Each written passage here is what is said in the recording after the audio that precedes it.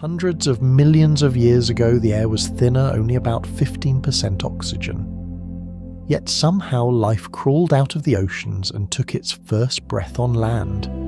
How did those early creatures survive such a fragile atmosphere?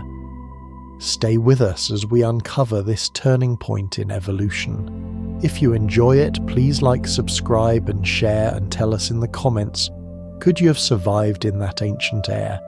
Thank you for watching. Now, let's begin. The global atmosphere holds only about 15% oxygen in this interval, and this level matters because flammability thresholds of plant litter and dry aerosols depend on the partial pressure of oxygen and its capacity to sustain a flame front. The planet is now in the long Paleozoic experiment, where land is only beginning to host persistent green cover, and the overall layout of continents and shallow seas provides wide, humid shorelines with many deltas and low-gradient estuaries. The air is still rich in nitrogen, and trace gases and carbon dioxide concentration remains above modern values. Yet the regulatory variable for sustained fire is atmospheric oxygen, and this remains lower than the values that much later fuel widespread charcoal layers. A flame needs enough oxygen for combustion reactions to maintain the chain of heat release and oxidant feed. At these oxygen levels, the flame self-extinguishes more easily when it meets damp surfaces or low fuel loads. This makes spontaneous wildfire rare. It also alters the entire downstream sequence of consequences, from charcoal formation to nutrient flux and the turnover of early soils. In this Devonian world, there are far fewer burn scars and almost none of the runaway crown fire style episodes that people are familiar with from modern conifer landscapes. The land surface is quiet and dark at night, under cloud bands that move slowly over shallow seas and plant-covered margins. The sun rises on broad inlets and tidal flats. Warm air carries moisture from the sea and the air remains near saturation most mornings. Thin exhaled vapor of dew accumulates on frond surfaces and bryophyte beds. The land cover is uneven and patchy because vascular plant cover is still in its early phases of expansion. Tides and wave spillover build unstable shorelines. It is a world still dominated by water. The atmosphere's oxygen tension influences fire because it controls the ability of flames to propagate across small gaps in fuel continuity. When oxygen rises toward 18%, fire becomes more common, and charcoal becomes a major sedimentary product. But at 15%, oxygen flames do not travel reliably across scattered plant fragments. Sparks rarely ignite broad surfaces. Dry lightning events may occur, yet the ignition window is short. The flame often collapses before heat can build up enough feedback to maintain its own boundary. In this world, early soils are made without constant charcoal injections. This matters because charcoal is a stable carbon sink, and when large quantities of charcoal accumulate, they draw down carbon. Over geological time, such sinks create a pathway for oxygen to rise. Here, oxygen is still low. The system sits at a threshold state. Convection above dark organic surfaces is gentle under morning conditions. Traces of aerosols from coastal foam and tiny fragments of fungal spores drift near ground level, but the sky remains clear compared to the later Carboniferous. Rivers move broad fans of sand and silt across shallow platforms. When the light hits early in the morning, small grains appear as bright reflective points. Wind is present, but not violent. Atmospheric circulation is partly buffered by the ocean-dominated planet's surface. The tilt of the planet amplifies seasonal contrasts. Yet the control variable for combustible feedback is still oxygen. Thin crusts of decaying litter that form in local hollows stay moist for many hours each day. Under a higher oxygen regime, these might serve as unstable fuels. They are presently inert. The difference shows up in the almost complete lack of charcoal ribbons in shoreline deposits. The sediment story is mostly silts and algal debris and degraded plant matter rather than black porous carbon.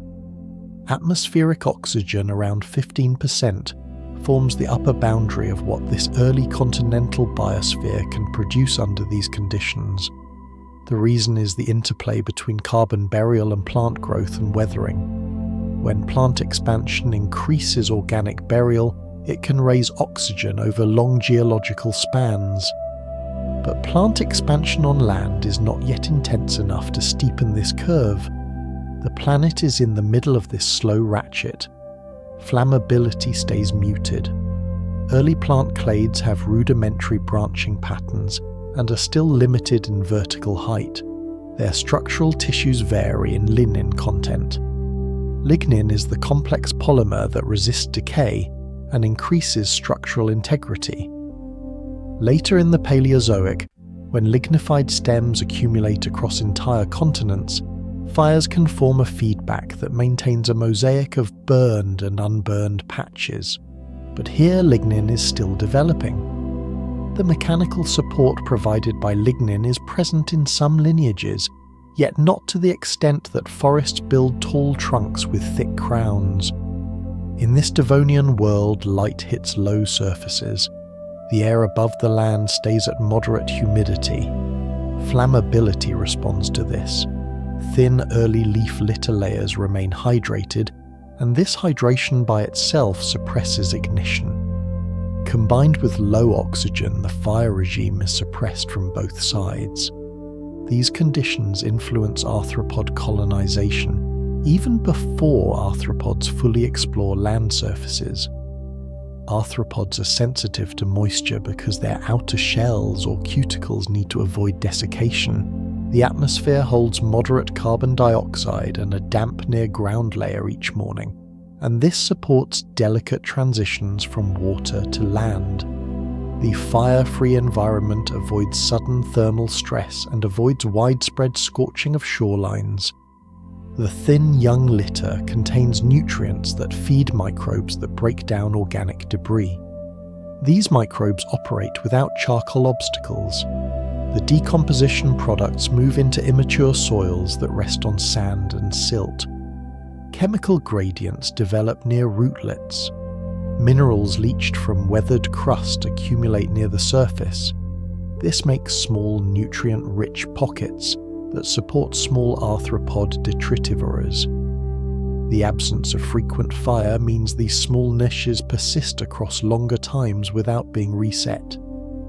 The atmosphere therefore imposes an invisible filter.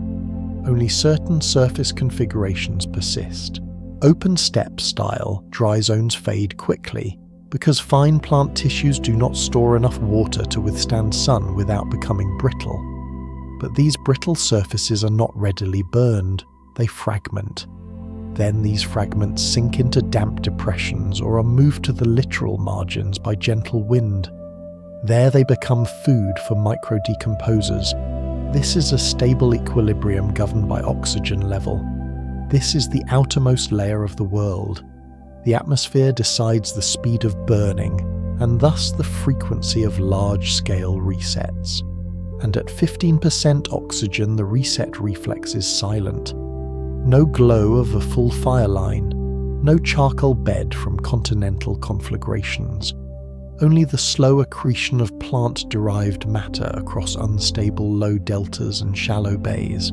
Limited atmospheric oxygen prevents stable flame spread across most plant litter, and this makes the global fire regime muted. Yet this constraint is not merely an absence of flame, but a full planetary throttle on the way energy moves through dry biomass and how carbon moves back into the soil carbon cycle. When oxygen is below roughly 16%, flame fronts cannot propagate across unbroken ground, and where plant litter is discontinuous, the burn collapses to faint glowing patches that cannot transition into sustained wildfire. The middle to late Devonian is dominated by such conditions. Coastal cover remains uneven, and early vascular plants rarely accumulate thick crowns. The outcome is a landscape where charcoal is rare and not a significant sedimentary constituent. This matters for every downstream box in the geochemical ledger. Charcoal, if it existed widely, would lock carbon as inert black carbon and be buried in floodplains. Instead, that carbon remains bioavailable as uncharred plant debris, and this shifts organic matter into microbial decomposition rather than combustion products. The fire regime and the carbon budget are therefore entangled. Because charcoal is scarce, the planet does not gain the dense black refractory carbon that fuels long-term atmospheric oxygen rises. Fire resets are also missing as agents of disturbance. In later Paleozoic forests, fire resets open canopy structure and reorganize nutrient pulses across large areas. But at 15% oxygen, the resets never start. Moist plant cover simply moulder in place. A mosaic of spongy mats builds in shallow depressions, and fine rootlets spread across hydrated silt that is repeatedly washed by seasonal runoff. The effect is cumulative because every year without fire increases the patch persistence of small plant colonies. Patch persistence increases below canopy shade, and this shade cools soil surfaces and traps humidity. The fire-free state is not just an absence, it is a uniquely shaped set of feedbacks that hold plant and soil assemblages in place long enough to evolve further complexity. Lignin distribution in stems matters here because lignin is a refractory polymer that resists decay and can feed future fire regimes once oxygen rises. In these earlier intervals, lignin is present but patchy. Its presence improves the mechanical stiffness of stems and increases upright posture in some lineages, yet, because oxygen is low, this lignified matter cannot produce sustained wildfire even when the stems accumulate as fallen debris. Lignin can still fragment and produce slivers of woody tissue that remain hydrated near the soil surface. Water adhesion across these early woody surfaces is enough to maintain a nearly permanent damp envelope. If one observed this landscape from above, one would see early wetland channels and dark ramified networks of organic matter that are not burned, but simply weathered and rearranged by tides. This is a climate with moderate to high humidity near ground level, and this makes the thermal boundary layer shallow. A thermal boundary layer is the air zone next to a surface where heat diffuses slowly. When this layer is humid, the heat exchange from sunlight is partly buffered. That buffer means surfaces do not rise in temperature quickly enough to cross the ignition temperature for plant cellulose. And even if a flame starts, the low oxygen level cancels the chain reaction. When a flame cannot sustain its own momentum, it cannot expand. Fire fizzles back to embers. This absence of flame has biological consequences. Arthropods are the earliest land animals, and their bodies are scaled to survive close to damp cavities. Their cuticles help them survive brief periods of dryness, but they rely on humidity to prevent evaporative loss. If fires were common, these organisms might face large zones of scorched land with low humidity pockets. At 15% oxygen, those pockets rarely form. Arthropods in these early shorelines find a world where the land rarely loses moisture violently, and thus the narrow band of survivable microclimates remains unbroken. Microbial decomposers also benefit. Fungal hyphae and bacterial colonies process fallen organic debris because the landscape does not contain periodic charcoal sterilization layers. Charcoal is biologically inert and would act as a blanket against microbial activity. Here the world is mostly without such inert blankets. Microbes make progress in shredding organic matter and moving nutrients through early podzoles. The absence of fire improves microbial throughput. More throughput increases organic burial. These shifts in carbon burial change global atmospheric composition across millions of years, although within the present interval, the oxygen percentage remains around 15%. That value sits below the fire threshold, but above the lower limit required for efficient aerobic respiration. Animals and microbes can still use oxygen, but their metabolic envelopes are tuned to a range lower than modern air. As coastal plant patches grow, new microhabitats emerge. When tide levels fluctuate, these habitats undergo gentle cycles of flooding and draining. A plant patch that builds 3 centimeters of litter might protect a thin wedge of saturated soil underneath. Over time, this wedge grows more stable. In a world with plentiful fire, that wedge might be periodically incinerated and the microbial community erased until recolonization. But here, fire rarely intrudes. A stable nutrient field forms underneath. Plant roots can meander into this zone, and new plant clades gain footholds. Little by little, the height of vegetation increases, yet every meter of vertical vegetation increases the potential oxygen flux if these plants were to burn. That potential remains mostly theoretical because of the low atmospheric oxygen. Thus, the system remains in a primed state. Fuel slowly accumulates. Litter becomes thicker. Woody fragments are more common. The world builds a latent reservoir of combustible mass. Nothing lights it. The threshold for ignition remains unmet. Fire-dependent recycling does not contribute to the nitrogen and phosphorus routing. Instead, microbes and detritivores handle the routing. Thus, nutrient loops remain primarily biological and hydrological. Sedimentary evidence of this appears in floodplain cores, where dispersed organic matter intermingles with silt but without charcoal. Charcoal layers would appear as sharp black horizons because charcoal is highly visible. In this Devonian near 15% oxygen world, those sharp horizons are almost absent. The sediments are uniform with only subtle organic shading. A world with suppressed fire is not static, though. It is slowly dynamic. Streams of mineral matter from weathering crust alter pH in shallow soils. Plants take nutrients and build new tissues. Arthropods feed on litter and then return organic fragments. Everything happens gradually. With more time, vegetation becomes complex. Oxygen may eventually rise, but in this moment it rests in a quiet, steady balance. Coastal land areas carry listen patches, early moss banks and low shrubs that retain moisture and hold sand, and this patchy plant cover is the immediate substrate in which the fire-suppressed atmosphere expresses visible ecological effects. The edges of the Devonian landmass do not resemble later coal forest vistas or the Carboniferous cathedral swamps. Instead, this world is quieter and lower and less vertically ambitious. A complex vascular plant canopy does not exist here yet.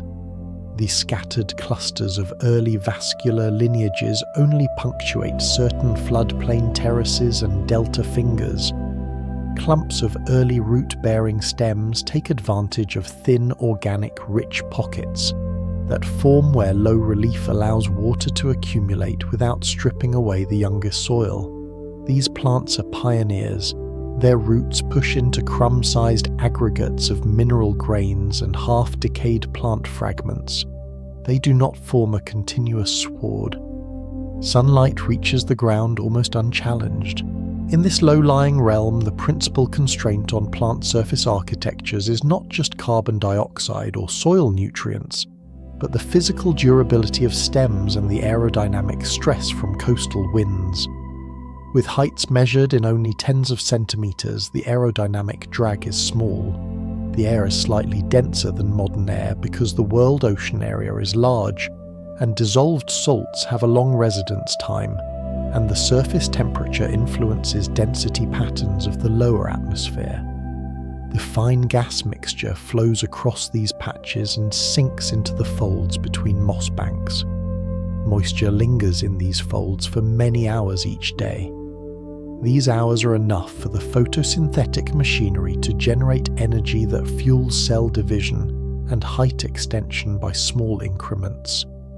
taller plants can enhance their own moisture capture by intercepting droplets. But this still remains a world where meter-scale vertical structure is rare and patch-dependent.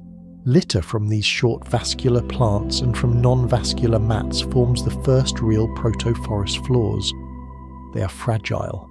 They cannot handle long droughts.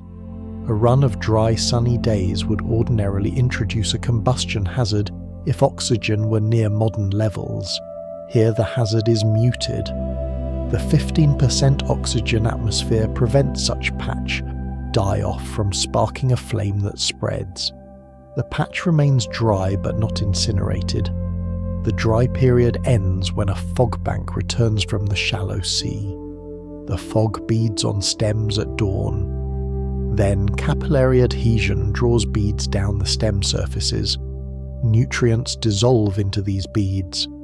Bacteria that cling to stem walls find a corridor of dissolved organic molecules that they can exploit. These chemical gradients form microhighways that allow nutrients to move from stem to soil and from soil back to stem surfaces. It is these small surface flows that shape the first coherent land nutrient networks. With each day, the sun rises and casts a weak morning arc on the wet stands of moss and patchy shrubs. The resonance between moisture input and slow evaporative loss allows plant physiology to remain within safe hydration limits. Under modern fire regimes, repeated scalding events would obliterate these banks. The low oxygen boundary reduces scalding events. Early vascular plants with primitive lignified tissues now exploit this safe low flame realm. The lichen patches and the bryophyte mats act as ground-level condensers. They wring moisture out of air masses passing over the deltas. That moisture is always a few % lower in evaporation potential than under modern air, because oxygen's role in combustion also correlates with the general radiative energy budget of flame-produced heat pulses. Without flame pulses, the daily cycle of extreme temperature maxima is softened. Under moderate air humidity, microclimate variability is narrow. This is the climate envelope that supports the incremental spread of plant clusters inland by only a few meters at a time, perhaps over centuries. A thin sand ridge can now host a pioneer plant that stabilizes the ridge with only a few 100 kilometers per hour worth of total seasonal wind load needed to topple it. In truth, the typical winds here may be a few tens of kilometers per hour most of the time along many Devonian estuarine coasts, and the low stature of vegetation keeps drag forces modest. Every day, the sea breeze moves aerosols of salt and organic microdebris onto these banks. This precipitation of aerosols builds a strange mineral organic crust on upper leaf surfaces. Under ordinary high oxygen conditions, such crust could serve as flammable fines. But here they remain inert. The net effect is that early plants live inside a fragile but persistent moist envelope. They have no need for fire-adapted seed release strategies. Instead, they rely on incremental creeping expansion. Over time, their hold on sediment becomes better. They trap small grains brought by the tide. This changes the geometry of the shoreline by adding frictional impediments to sediment motion. Draining channels are forced to change course around these pockets of anchored sediment. New small meanders form. These meanders shelter fresh silt. Silt supports more plants. Carbon returns into stable soil pockets. These soil pockets are small. They may be only a few millimeters to a few centimeters deep, but they represent new landscape stability. Because fire resets are absent, these pockets last long enough for plant clades to anchor. Anchoring modifies the aerodynamic boundary layer near the land surface. The rougher the surface becomes, the greater the downward mixing of humidity. This reduces evaporative loss. Once a threshold density of shrubs is reached, the atmospheric moisture retention near the ground becomes self-maintaining. This feedback increases microclimate stability. It is a land climate locked at ground level.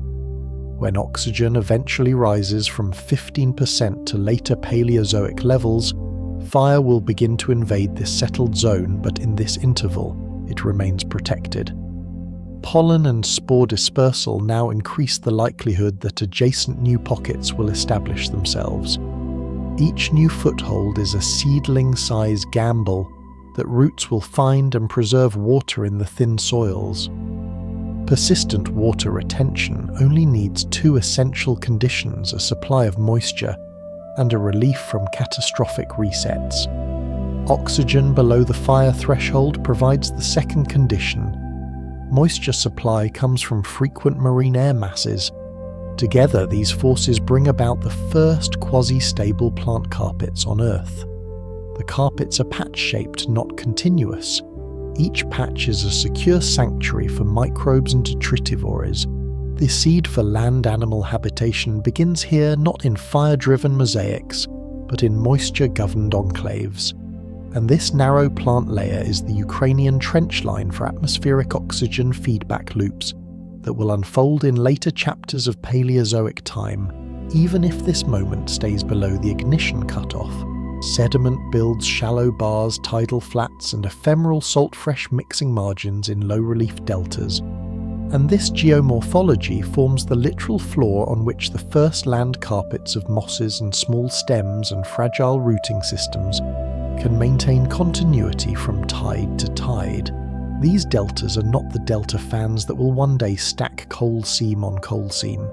These are early Devonian to middle Devonian shorelines, where the continent sits low gradients are shallow, and river discharge enters seawater with only a faint plume, because the density contrast between fresh water and ocean water can be modest in certain seasons, and the tidal amplitude moves broad sheets of brackish water far inland. These floodplains are not stable.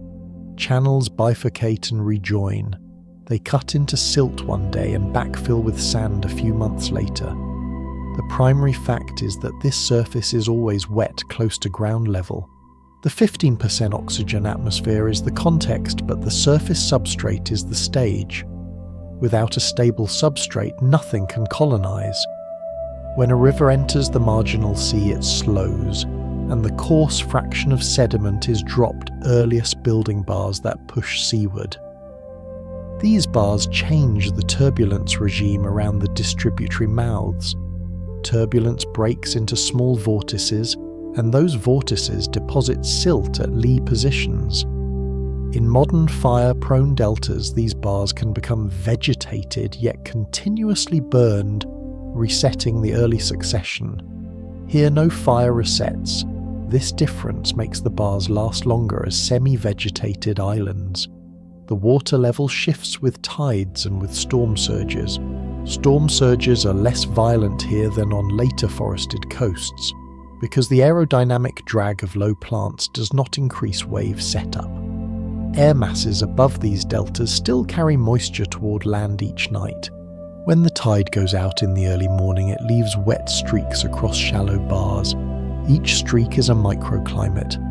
Evaporation is initially fast when sunlight touches the substrate, but the air near ground level saturates quickly. Saturation limits further evaporation, and the ground remains damp until afternoon. This keeps silt from turning to brittle crusts. In high oxygen worlds, brittle crust can ignite under direct flame and burn across narrow ridges. Here the flame would not propagate. The flame margin would choke. Thus, even if lightning struck a sandy promontory and started a spark, the spark would barely penetrate. The delta keeps this layered wetness. Plant detritus accumulates in the troughs between bars because the tidal wash moves organic particles downslope when water recedes. These troughs are ephemeral nurseries for root filaments. A root filament only needs consistent humidity to survive, and that humidity is provided by the tidal pattern. The 15% oxygen atmosphere modifies the fire pattern, but it also modifies the way organic matter accumulates, because low flammability means organic matter is removed only by microbial oxidation, not by combustion. And microbial oxidation is not instantaneous. It occurs in fragments in millimeter-scale biofilms that grow quickly when silt grains bring micronutrients. Over years, this produces microlenses of richer organic material at shallow depth. The geometry of deltas is fractal-like. A major channel splits into distributaries. Those distributaries make smaller lobes. The lobes evolve under storm energy and tidal forcing. Each lobe may be colonized by a patch of vascular plants or mosses, and each patch modifies local flow, producing a positive feedback. Where flow is slowed, sediment is dropped. New land emerges from this deposit and remains above water long enough for minor stems to root. That rooted zone stabilizes the sediment further. In such a world, fire would normally prune the system or reorganize it. Fire would kill older patches and open new bare substrate, creating a patch mosaic. At 15%, oxygen fire does not intervene. The mosaic evolves under hydrodynamics alone. Thus, the coastline becomes a continuum of ages of plant patches that are layered by simple hydrology. Because these surfaces are not scalded by fire, the organic top coat builds thickness measured in millimeters each year. After a few centuries, any given patch might hold centimeter levels of organic matter under the top few centimeters of mineral sediment. That matters for arthropods, even though arthropods have not yet colonized deeply inland. In these deltas, they find damp enough substrate to explore beyond tide pools. These deltas also control salt budgets. If salt were too concentrated, it would kill early moss carpets. But here, tide flows are gentle enough that salt is continuously diluted. Brackish water allows osmotic gradients to remain bearable for early plant metabolism. This is not a world of desiccation stress. It is a world where desiccation is the exception. The deltas act like vast sponges. Sedimentation also influences atmospheric diffusion near the surface. When the wind flows over silt ridges and patch plant cover, turbulent mixing shapes humidity in the lower centimeters of the air column. The deeper the roughness, the greater the mixing. In upland plant-free settings, smooth clay surfaces can lead to large evaporative fluxes, but here rough patches trap water. The roughness length of these pioneer deltaic surfaces might be only a few centimeters, but those few centimeters are enough to trap humidity effectively. This humidity is crucial because arthropods step from water to land only if water is accessible. Even if the average daily humidity is moderate, what matters is the humidity at cuticle height. And cuticle height is very low. In this Devonian port of worlds, the first land animals are navigating world geometry measured in centimeters. That geometry is set by bars, flats, rivulets, and moist deltas. Oxygen binds all this indirectly because vegetation distribution and fire regime shape whether organic layers accumulate or are destroyed. In a 15% oxygen world, organic layers accumulate. They are not burned. The deltas become longer lived. The sediment budget reaches further inland. Deltas increase continental area on timescales relevant to plant colonization. Even small gains in emergent land become opportunity spaces for early arthropod lineages to test excursions. They do not travel far inland. They stay near these bars. But those bars owe their existence to reduced fire reset and continuous sediment trapping. And because bar evolution controls how nutrients and plant fragments get sorted, the evolution of arthropod land forays is mediated by the geometry of deltas, where the bar apex lifts only a few decimeters above daily high tide oxygen. Diffusion in shallow pore waters remains stable. Here arthropods find a non-destructive land margin. The delta therefore becomes a runway for the earliest land quest, and the runway geometry is tied to oxygen as surely as flame is tied to oxygen. A higher oxygen world would burn this runway. A lower oxygen world would drown it with slow, organic collapse and stagnation. But this 15% world is the hinge point, and the sediments are where this hinge is physically written each tidal shift. Decaying plant fragments accumulate in humid hollows and form the first thin immature soils, and this layer is the handhold that allows the next inner region of this Devonian world to persist from cycle to cycle of tides and weak seasonal drying. The word soil must be defined carefully here because true deep soils with well-expressed horizons are not yet present. Soil in this interval is a shallow mixed film of mineral grains and partially decomposed plant matter and microbial residue. Each fragment of matter is coated in bacterial slime and fungal hyphae. These films change the way water moves through the few millimeters of interface between air and sediment. They create narrow meniscus-controlled passages that hold water against gravity. In modern fire-influenced systems, this fragile top layer is often blasted away, or baked into an inert crust each time a canopy fire sweeps across a slope. Here, no fire sweeps. The 15% oxygen holds the ignition limit so near to the choking zone that any ember that flickers simply suffocates. This absence of thermal reset means microbial consortia build continuity and spatial persistence. Every new arrival of plant debris is integrated rather than incinerated, and as each thin mat sits in the half-shadow of small shrubs or early vascular stems, it gains just enough stability to remain part of the metallous mosaic. This spatial stability is critical, because the early land biosphere is entirely dependent on water retention in microscale. A leaf fragment that falls into a depression, only a few millimeters deeper than its surroundings, can maintain a bead of water until midday. That bead is a prison for evaporative loss. That bead is a lifeboat. Bacteria can churn through lignocellulose there and extract energy and nutrients. Because the bead persists, hyphae can extend across the mineral grains and borrow phosphorus and nitrogen, and then transfer these ions to plant rootlets in a barter of sugars for minerals. This negotiation is the first soil economy. It cannot work in a world where char layers are constantly rearranged by fire. It can only develop where the land is undisturbed for many successive moist mornings. The 15% oxygen world is a world of successive moist mornings. The weather patterns of these coastal belts favour this rhythm. Low relief deltas allow sea breezes to intrude inland most evenings. The warm air loses heat in the dark hours. Condensation occurs across early plant surfaces. Dew beads form. Rainfall events are patchy, but dew is constant. Dew supply keeps the shallow organic film from catastrophic desiccation. Soils form by glacially slow processes here. Millimeter thickness is a triumph.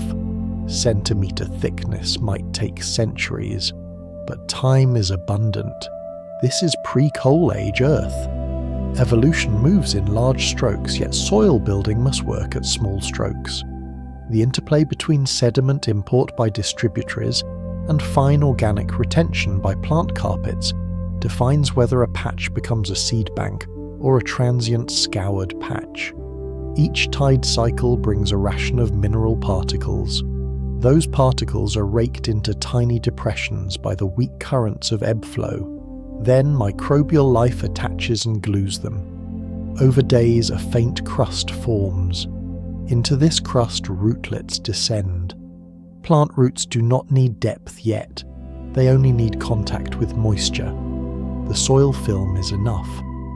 The small plants that form this film may produce spores or simple seeds. These propagate by wind or by the shuffle of shallow flows. When they land, they must find a film of soil that retains water. Because fire is absent, the film is often present. Thus, the survival rate improves. Nutrient retention also improves. Nutrient retention feeds microbial throughput, and this throughput helps remove carbon from the carbon dioxide pool and lock it in organic matter. Organic burial is limited but real. buried organic matter eventually becomes kerogen, or similar geochemical precursors. That burial removes carbon dioxide from the active cycle and sets the stage for the very slow ratchet of oxygen rise over geological time.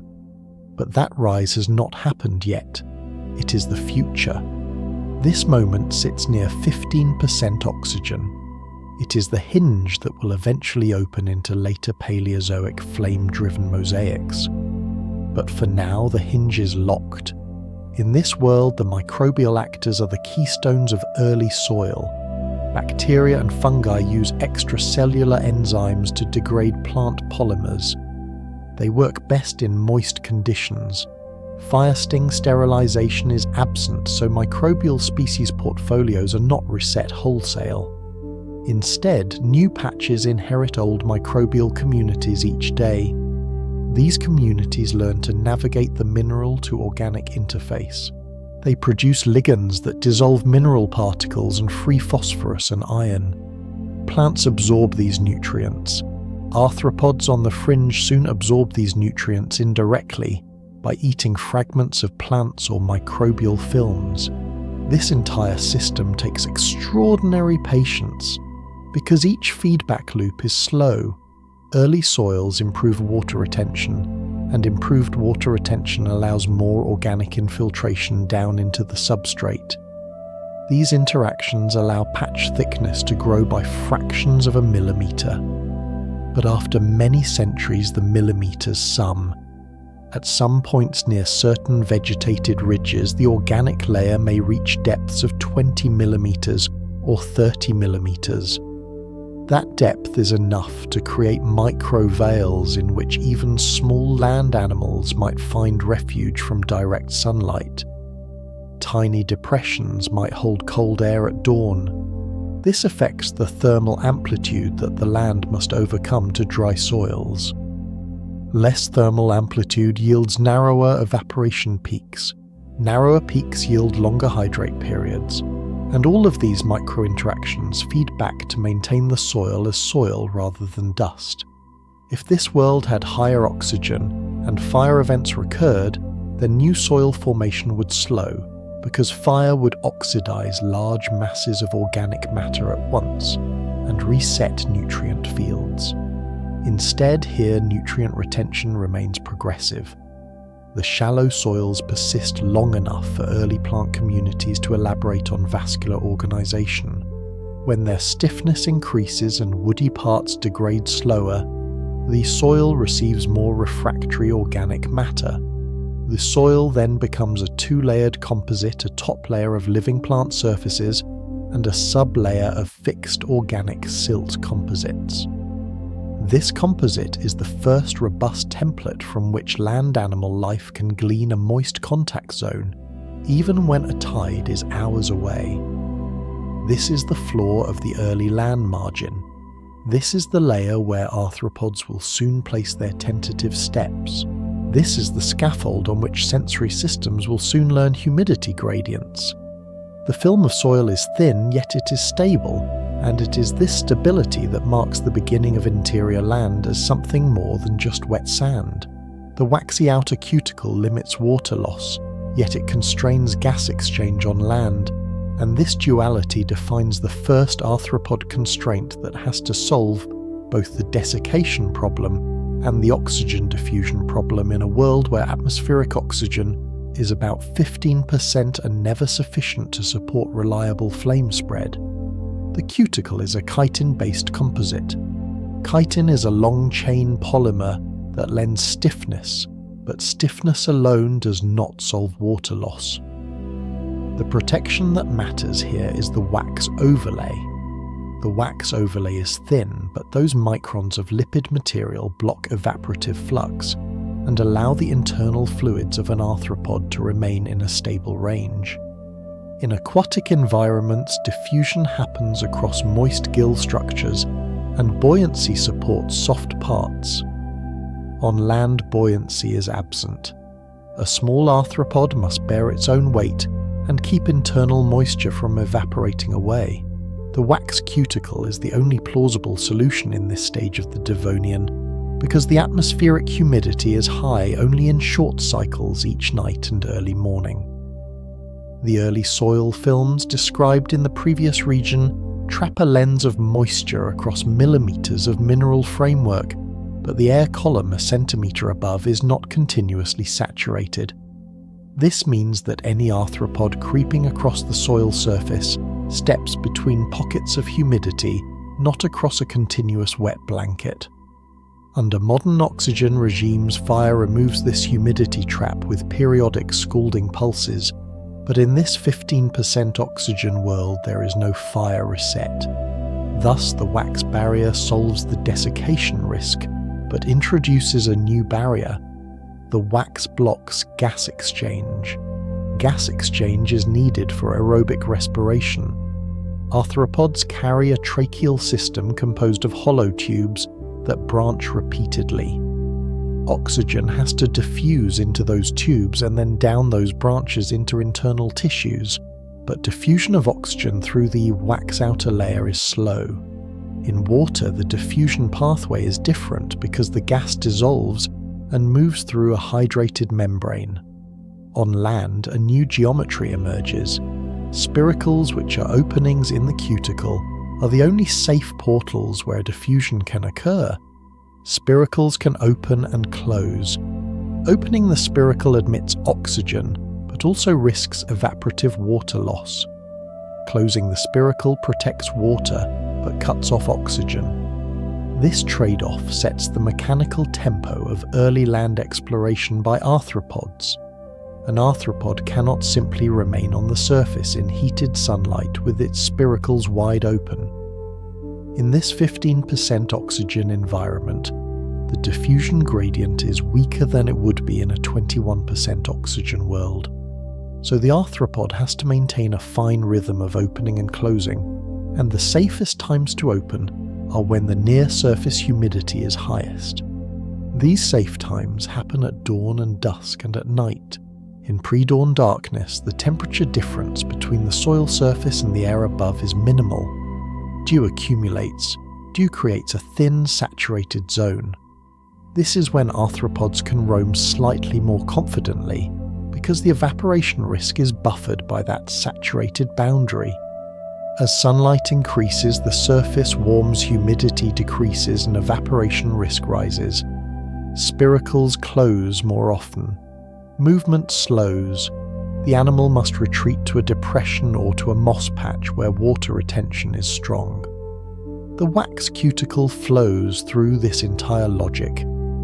Without wax, the arthropod could not venture even a few millimeters from water films. But wax reduces oxygen access so it cannot near continuously engage in high energy expenditure. Behavior becomes intrinsically slow. Each step must be weighed against the cost of evaporation. And because these organisms are small, their surface area to volume ratio is large. Large surface area accelerates evaporative loss.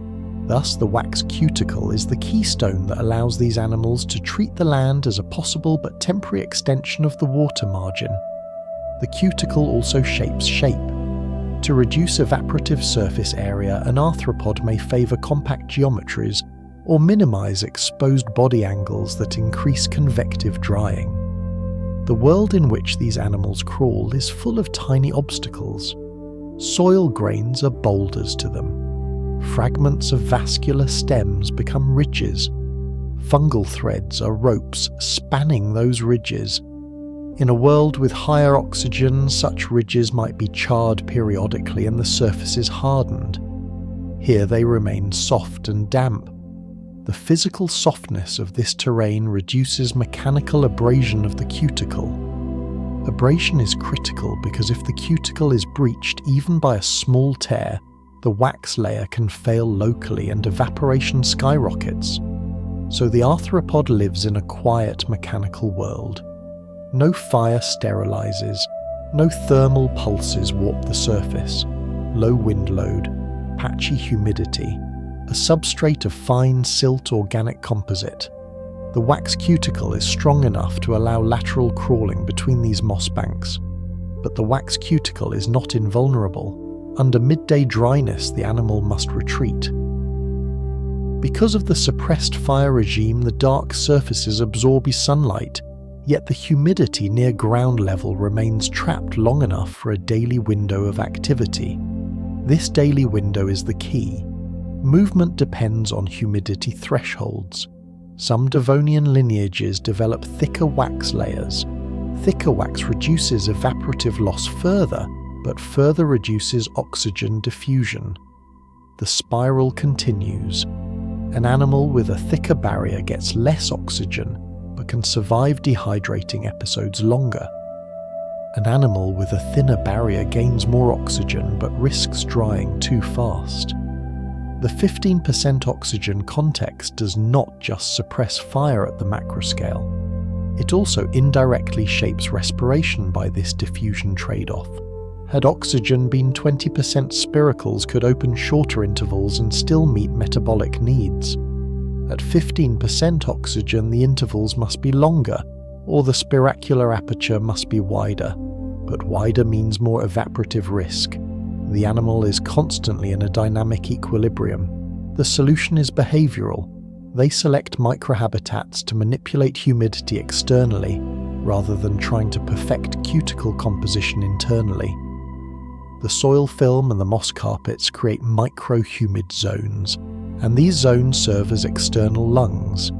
Arthropods move in and out of these zones to tune oxygen intake, without fully exposing themselves to dry air. When oxygen rises later in the Paleozoic flame, regimes will transform these banks, but in this Devonian hinge state, the arthropod cuticle and the humidity pattern maintain a workable corridor across the land margin. The cuticle is not an adaptation to fire, but becomes one by accident of chemistry. Wax happens to block evaporation. That accident permits land movement. That movement seeds encounter with new surfaces. That encounter seeds evolutionary trial. And that trial in this moment is defined by the 15% oxygen mantle that prevents flame from ever erasing these soft humid refuges. Short-range land movement is possible only in moist margins, where gill-like structures avoid collapse, and this interplay of respiratory geometry and surface humidity defines the narrow spatial domain where arthropods can cross a few centimeters of Devonian ground before they must retreat or risk structural failure of the tissues that still rely partly on water to maintain function. The threshold zones of transition between water and land are therefore not merely lines but waves of probability that crest and collapse each dawn and dusk as humidity fluctuates across fractions of the near-ground layer. The earliest excursions occur not on hard dry sand but on permeable moist carpets of decayed litter, fungal hyphae and silt aggregates, because this substrate holds the fragile water envelope needed to prevent respiratory collapse. In the water column, oxygen diffuses freely into gill surfaces, but on land these surfaces cannot stay fully hydrated unless they remain close to the beads of water that collect on moss and decaying stems each night.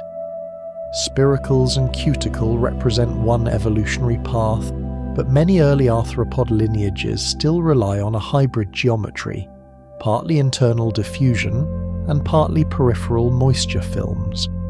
They can only permit even tentative locomotion in the hour when soil and air approach dew point.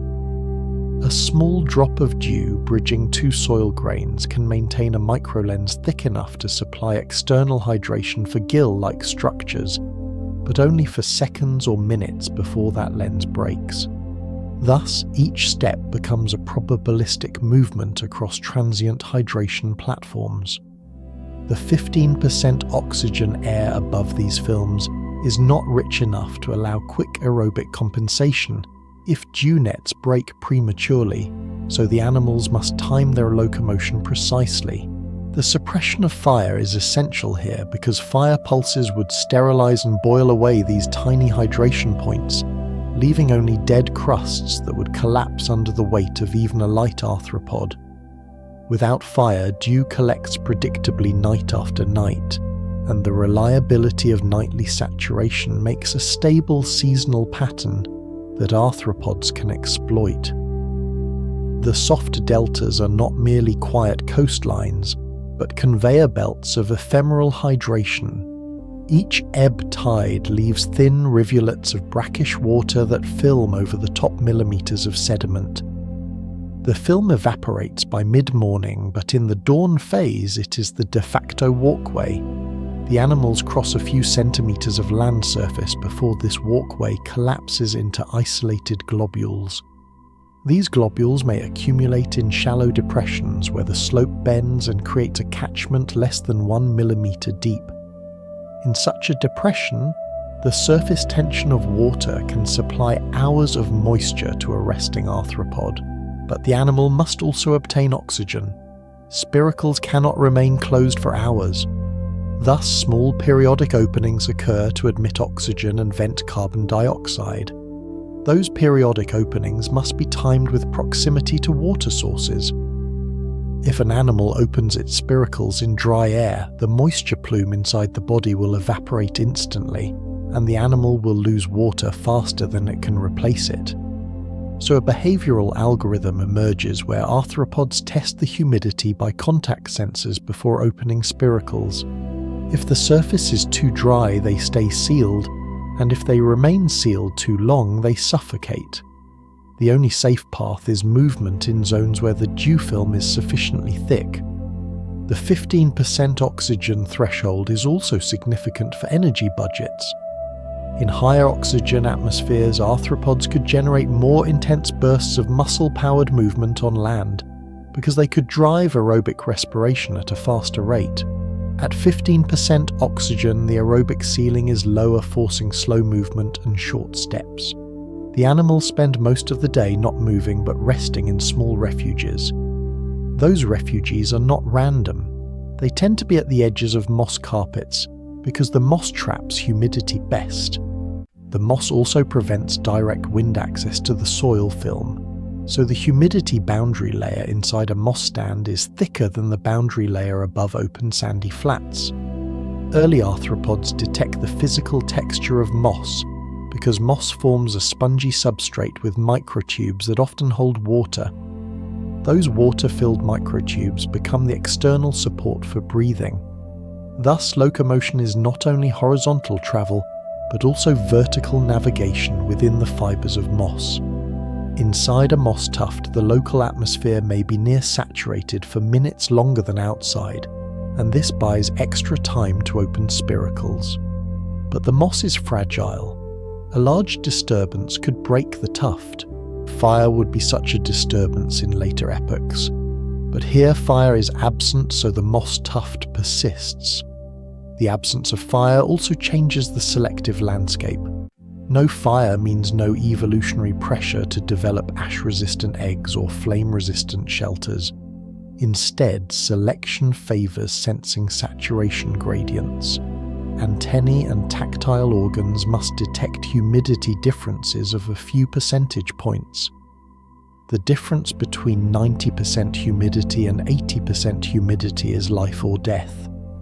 In this Devonian margin, 80% humidity is effectively desert for an animal that has not finished replacing gill geometry with purely internal tracheae. So the early land travelers become humidity specialists. They learn the geometry of micro-ridges and where dew accumulates in the pre-dawn hours. Silts and organic material create lumpy micro-hills that cause water to pool on the lee side of those lumps. Arthropods learn to track those pools by tactile cues and perhaps by chemical gradients. In this world, movement is about geometry, not distance. No individual is meaningfully migrating inland. They only cross wider and wider arcs of moist substrate as plant coverage expands gradually by millimeters per year. In geological terms, this is a creeping inland of the life edge. Inland distance is measured not in kilometers, but in the fraction of a centimeter of extra plant-sheltered silt that remains moist 10 minutes longer after sunrise. That fraction becomes the lever of expansion. In this epoch, the 15% oxygen world produces a specific ratio of evaporation to dew which sets the shape of the active period. As long as this ratio is maintained, the slow advance continues. If the ratio changes, the frontier stalls. Yet across the Devonian margin, most years supply enough dew. Plant clusters thicken, soil films deepen, the mosaic of hydration points merges, and then arthropods that used to only find one moss tuft can now find three. 3 tufts define a triangle. That triangle defines a safe corridor, and once a corridor exists, movement becomes routine, not miraculous. This corridor is the pathway from tide splash to soil microvalley. It is the hinge on which the first land animal strategy turns. Vision and touch respond to near-ground humidity gradients and small changes in light scattered through spores and fine dust. And this constraint is an environmental reading problem, rather than a navigation problem, because the earliest land-capable arthropods in this 15% oxygen Devonian world do not have the autonomy to travel far or map landscapes, but instead must sample humidity discontinuities in the first few millimeters above the substrate, and use these discontinuities to decide whether to open spiracles or remain sealed. The sensory organs are therefore tuned to detect local gradients rather than absolute magnitudes. The difference between 90% relative humidity and 95% relative humidity may seem small from a modern perspective, but here that 5% difference decides whether an arthropod can rehydrate gill-like surfaces for 20 seconds or not, and 20 seconds decides whether oxygen diffusion can briefly exceed metabolic demand or not. This is not a world of true land sensory networks yet.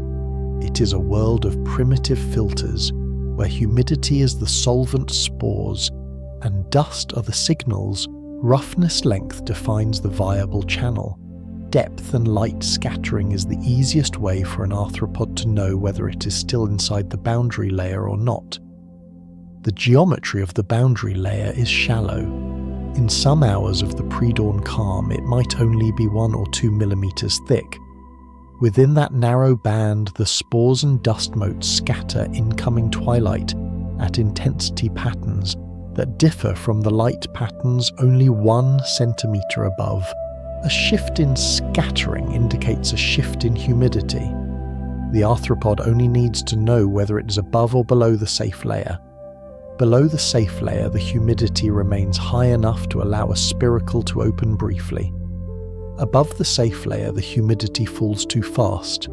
If the animal raises itself even a fraction of its body above that layer, it becomes exposed. The wax cuticle helps prevent evaporation, but the wax can only buffer so much. Sensory hairs at the leg joints act as contact and vibration detectors. When the hairs brush against dewdrops or wet moss fibers, their mechanical deflection pattern changes. That deflection becomes a reading. In this sense, the first terrestrial sensory system is not a visual system in the way later land arthropods will exploit vision, but a tactile humidity interpreter with a thin visual assist in twilight. The dust and spore environment is important because spores are produced in great volume by fungal networks that degrade plant litter. Spores ride gentle breezes just above the soil surface. When dew is heavy, spores stick to droplets and accumulate in shallow pits. When dew is lighter, spores detach and drift. The scattering pattern of light through these spore-ridden air parcels is different from the scattering pattern through cleaner parcels. Arthropods learn or evolve to interpret this difference. This interpretation is never conceptual. It is purely mechanical. If the light scatter pattern shifts in a way that corresponds to drier air, the arthropod freezes and the spiracles remain closed. If the scatter pattern shifts in a way that corresponds to dew accumulation, the arthropod moves and opens spiracles briefly. These animals do not interpret day and night as broad temporal categories. They interpret surface saturation as a flickering binary. The substrate defines whether oxygen can be consumed without desiccation. That binary emerges in microseconds at dawn. The first rays of sunlight passing through dust grains cast a shallow glimmer that reduces spore scatter but increases surface temperature. This tug-of-war between optical visibility and evaporative risk makes movement extremely short-range. Movement must occur in pulses. Each pulse might be a few millimeters long. In those millimeters, the animal must find the next spore-rich humidity node to rest. If it does not find such a node within seconds, evaporative damage begins. The 15% oxygen environment lowers metabolic power output, so the pumps that might shunt water internally or generate mechanical work to maintain internal humidity are weak. That makes external humidity the only realistic buffer. The soil surface becomes a topography of humidity troughs and ridges. The ridges are drier because they stand above the dew net. The troughs are wetter because they collect tension-held moisture. The sensory filtering system must differentiate ridges from troughs before the animal steps onto a ridge. The tactile hairs and humidity-sensing chemical receptors detect water films before the body mass transfers weight. In this sense, the first land movement is not locomotion but micro-bath detection. The animal lives on the threshold of water film stability. Primitive eye spots might exist. They detect light direction and intensity, but they do not detect detail beyond rough brightness. Dust scatter modifies brightness slightly. That slightly modified brightness becomes a crude proxy for the humidity gradient. When the dew net forms an hour before sunrise, the light scattering becomes more diffuse. The animal senses that diffuse scatter and opens spiracles to breathe. When the dew net breaks, the scatter sharpens. The animal interprets the sharp signal as dryness. Spiracles close. No fire hazard distorts this cycle. No plumes of charcoal smoke alter the scatter. The air remains optically clean except for dust and spores, and these provide subtle gradients. This clarity is a result of the oxygen-suppressed fire regime. Because flames rarely propagate, the air remains free of large soot burdens. That clarity allows more fidelity in sensory reading. If fires occurred, often ash particulates would overwhelm spore particulates and ruin the signal. The clarity of air is thus a direct product of the 15% oxygen boundary. The earliest sensory evolution for land use is built not in spite of this oxygen level, but because of it. The land is safe enough to offer humidity refuges and clean scattering gradients, but not safe enough to allow continuous desiccation-free wandering. The animals live in the in-between. A single moss tuft acts as sensory anchor. A single dew rivulet acts as hydration anchor. No organism yet has a fully internal respiratory geometry. The line between aquatic and terrestrial is soft. The sensory system is the translator. It interprets the boundary in real time, millimeter by millimeter. And because each new plant patch slightly raises the roughness length, the sensory language becomes more complex each century as tectonics and vegetation patterns shift. The Devonian coast in this 15% oxygen world is therefore a school for primitive sensing. The curriculum is humidity. The classroom is the dew layer. The exam is simply survival until the next dawn. The earliest tetrapods stay mostly in pools and channel margins where buoyancy supports their weight, and this means the Devonian shallow pools that fringe these low-relief deltas become both a refuge and a physical necessity, placed over the substrate geometry that the 15% oxygen air has already built through several million years of suppressed fire and uninterrupted organic layering. The shallow pools are not deep lakes. They are thin inundations in which the water depth may be only a few centimeters, and that few centimeters is the difference between feasibility and impossibility. Because the tetrapod limb skeleton is not yet a full weight-bearing system, and the tissues that support muscle attachment require buoyant assistance to prevent ligament strain and joint collapse when the animal tries to raise its head above the water surface. These pools have slow circulation. They connect to channels and ephemeral creeks. Tidal pulses may briefly raise water level, and this pulse introduces small suspended silt that settles again as the water retreats, but most days the pool remains calm and nearly stagnant.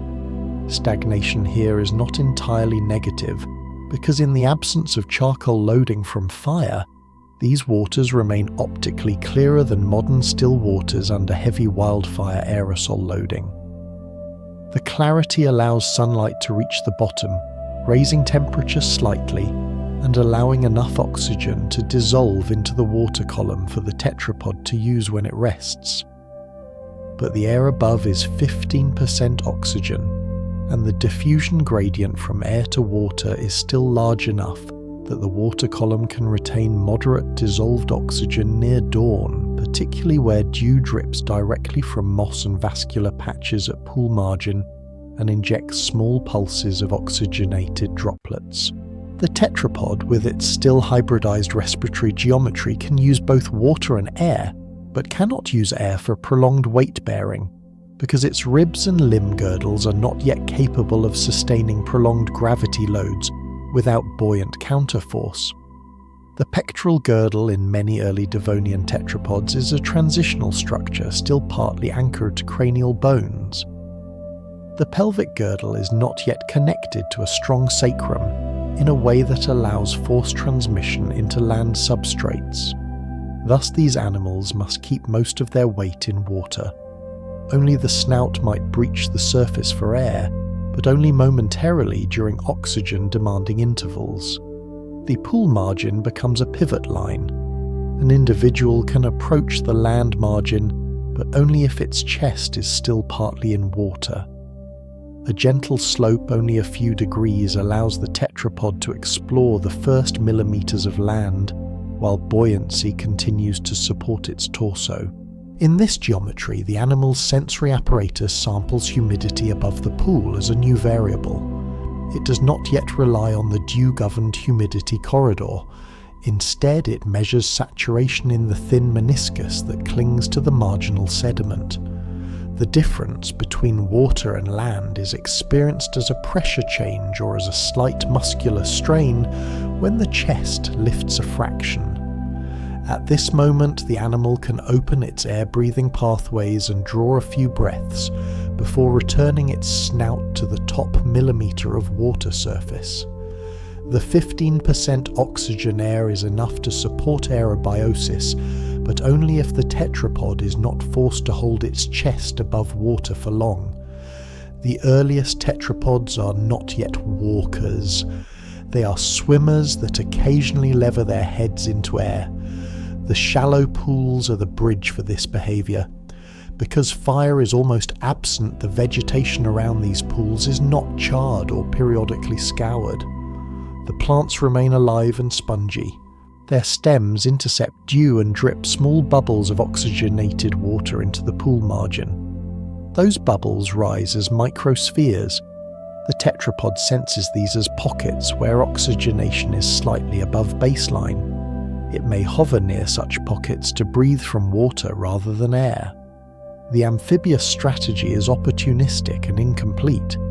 A slight increase in salinity or a drop in humidity may cause gill-like structures to collapse. To avoid that, the tetrapod must remain submerged most of the time. The sheltered pool is thus a respiratory scaffold rather than a terrestrial conquest. The shape of pools is set by hydrology and vegetation. Where vascular clusters anchor sand, the hydrology bends around them and produces a concave depression. When water drains after a tide pulse, it becomes trapped in that concavity. The water may sit for hours long enough to concentrate nutrients from decaying stems. Bacteria flourish in this pool floor. Biofilms form across the fine sediment. The tetrapod may graze indirectly by gulping these films or by feeding on small arthropods drawn to them. Thus, feeding is spatially bounded within these pools. Inland movement is not feasible yet, and even outward movement across bare sand ridges is only likely if humidity is extremely high after a storm. Most storms in this Devonian margin may not produce large convection flickers that dry the land. Instead, they leave sheets of fresh water. That fresh water dilutes brackish margins and briefly increases the habitable area for the tetrapod to explore. But such exploration is within the pool continuum, not into true terrestrial space. The 15% oxygen world keeps the air cool, and the daily thermal amplitude low in mornings. The dew cycles maintain stable humidity at soil height each dawn, and this supports the arthropods that scuttle across moss. But the tetrapod does not yet claim that upper humidity zone as stable habitat. It uses the pool margin only as periscope. The tetrapod body is stiffer than an arthropod exoskeleton. It cannot engineer the precise spiral breathing routine of spiracles. Instead, it relies on short dips into air to supplement oxygen when water oxygen level falls. But because water remains moderately oxygenated at dawn and dusk, the tetrapod can schedule these dips only at select times. This schedule is environmental, driven by daily tide and daily light and daily dew. And so the land margin becomes a choreography of time, not of distance. In this world, the tetrapod does not colonize land in leaps. It colonizes land in fractional head lifts. A centimetre of travel up a damp slope would overload the limb architecture. A fractional lift of head alone is all that is possible. This is why pools define the early tetrapod domain. They are low-energy, high-moisture buoyant platforms. In a fire-driven world, the vegetation around such pools would be periodically burned, the slopes hardened by ash and the shallows scalded. In this 15% oxygen Devonian world, such fire pulses never interrupt. The continuity of soft plant margins means that shallow pools remain consistent from generation to generation. That consistency allows selection to encrypt new limb shapes and joint angles that remain suited to these margins. And because limbs do not yet rely on land surface friction, but rather on viscosity and buoyant lift, the shape of limbs remains more paddle-like than pillar-like. Thus, shallow pools are not transitional in the sense of bridging water to land in a single stage. They are the long, stable stage on which lung ventilation can become probabilistic. The probability increment toward land is tiny, yet tiny increments accumulate, and each increment is owned by these stable watery pockets that the 15% oxygen climate permits, by denying flame the chance to reset the shoreline into hardened charcoal crusts. Cooler night air raises relative humidity and briefly improves diffusion across cuticles and tracheae. And this diurnal humidity swing becomes the single most predictable temporal map in a 15% oxygen Devonian world, where land is only possible when water films recondense and microboundary layers saturate in pre-dawn calm. Temperature controls saturation capacity. When warm air cools by even a few degrees Celsius, its ability to hold water vapor collapses. In this early terrestrial margin, that collapse happens almost every evening as onshore winds lose their daytime heating source, and the thin layer of air that rests on mosses, soil films, vascular tuft canopies and delta sandbars drops into saturation. The first droplets condense on stems and exposed cuticle surfaces. Once a droplet forms, surface tension holds it to the substrate. Arthropods that shelter in tiny depressions beneath a centimetre of moss or under a silt ridge feel that humidity jump first, spiracles open. Oxygen diffuses inward. Carbon dioxide diffuses outward. The lower absolute partial pressure of oxygen does not matter across these few micrometers of boundary, because the humidity is so high that water loss is minimal. In a 21% oxygen modern analogue this night, spike would cause surface fuels to remain flammable, even when damp, because oxygen would allow any spark to propagate if it found even a few minutes of dryness the next midday. But in this 15% oxygen Devonian atmosphere, the system never becomes flammable again. No smouldering ember persists in a dew-rich soil film. Fiery starts do not accumulate. Each dawn is a reset of the dew envelope, yet never a reset of the vegetation patch. The result is that night is the principal locomotion window, not the day. Arthropods with tracheal tubes do not possess the metabolic capacity to sprint on land. They creep. Creep is possible only when humidity is high enough to allow longer spiracle openings, and humidity is highest when temperature is lowest. That is the night. The sensory systems described previously detect the humidity rise. As the sun sets, the land cools faster than the air above shallow pools. Cold air sinks. The dew point is reached earliest at the contact interface, where water condenses fastest. As dew forms, the near-surface air saturates. This saturation expands the workable corridor between moss anchor points. That workable corridor may expand by a few millimeters vertically each night. A few millimeters matter. Arthropods can now climb slightly higher on plant stems to harvest the biofilms that form in tiny shadow pockets where spores and dust accumulate. The suspended spores that ride warm onshore breezes during day often settle into surface films at night. Biofilms feed bacteria. Bacteria release nutrients.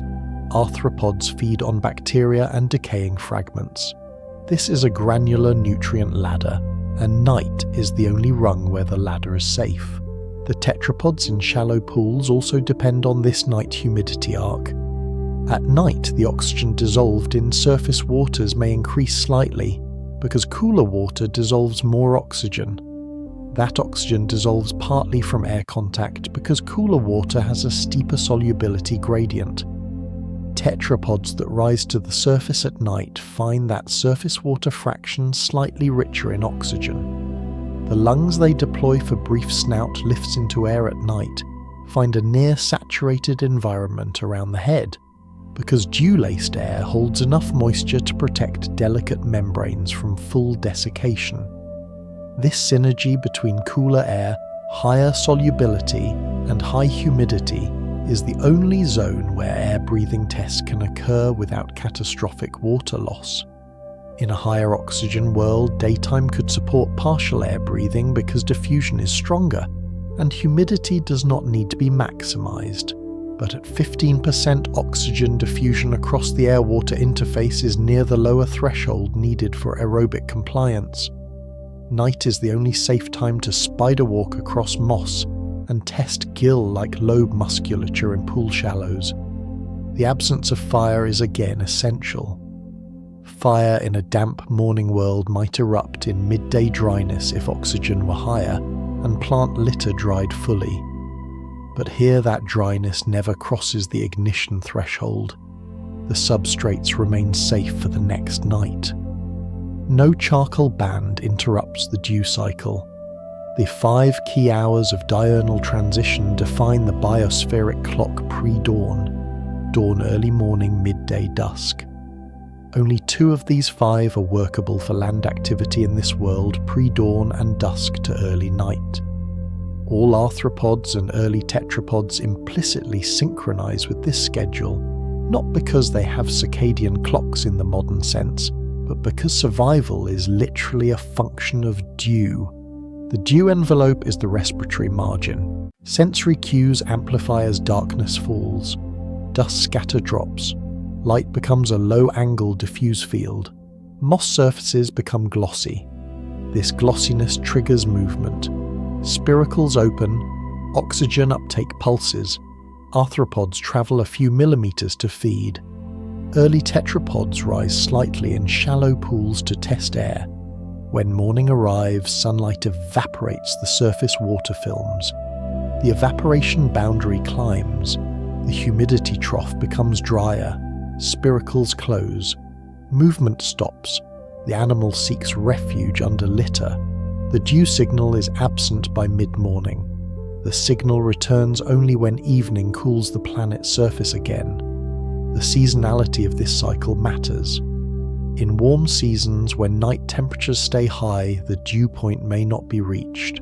If dew does not form, land travel collapses. This is why deeper inland colonization is impossible yet. Only near the sea do night conditions reliably yield dew. Only near the sea do gentle breezes bring moisture at dusk. If the landmass extended further inland without new water input, the margin would dry faster each midday, and the subsequent night would be too warm to condense dew.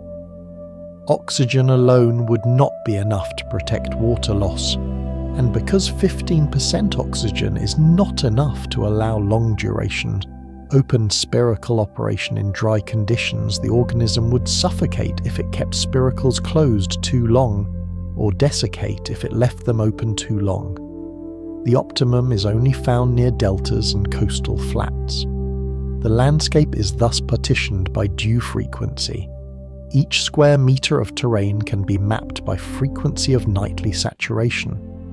Darker zones of consistent dew become zones of life. Lighter zones of poor dew become void. Fire does not redraw these boundaries. Weather and geometry do. Each year, plant litter thickens the dew oasis band by incremental roughness modifications.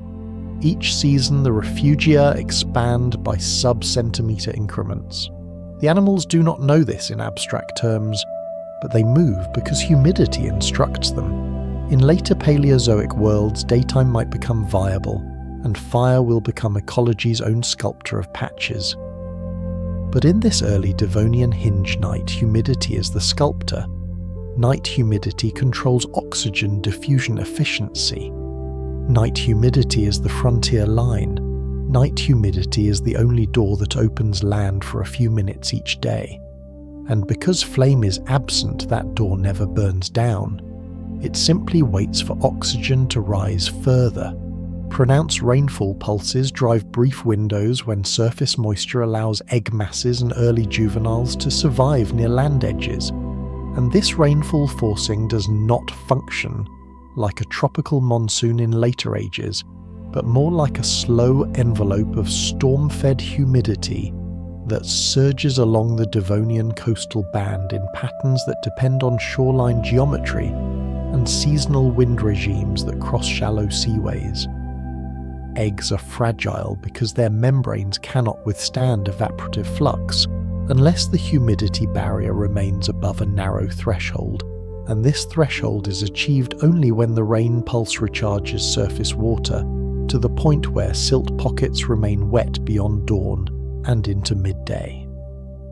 The 15% oxygen atmosphere keeps the fire reset absent, so every egg that is laid into these troughs of moist soil is not threatened by thermal scald from advancing flame.